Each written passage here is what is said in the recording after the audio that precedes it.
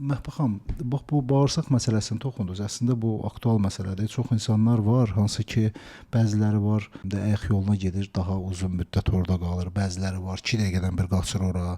Yəni bunun necəsə nəfəslə həll etməyin yolu var deməli. Bəli. Məsələn, bax bu gün mən nə işlədim? Sırf sinir sistemi işlədim. Və bağırsaqlarını sakitləşdirəcək nəfəslər işlədim. Sırf ona aid nəfəslər var.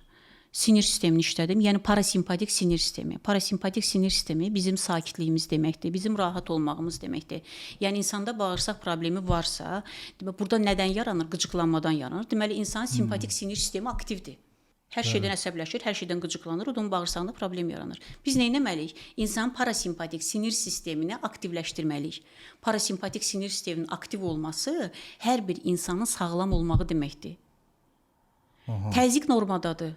Özün rahatsan, tam sakitsən, rahat nəfəs alırsan, rahat nəfəs verirsən, ürəyində şir problemin yoxdur.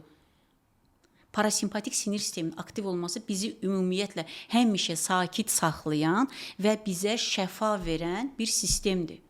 Bizə sağlamlıq verən bir sistemdir.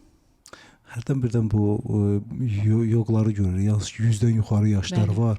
Özdə elə rahatdılar, elə şeydir. Heç dünya vecdənədir. Sanki belə rahat da özlərini aparırlar. Həqiqətən bax sanki yəni bu belə baxanda məndən cavan görsənir, yəni yaxşı da görünə qədər. Həmişə nəfəs işləyirlər.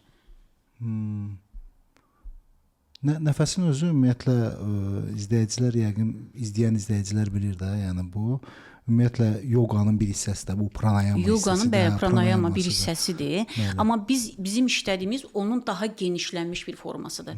Bir var ki, sırf bədənə enerji vermək üçün işləyirəm yoqada. Sırf bədənə enerji vermək üçün. Bir də var ki, məsələn mən işlədiyim nəfəslər sırf xəstəlikləri aradan qaldırmaq üçün olan nəfəslərdir.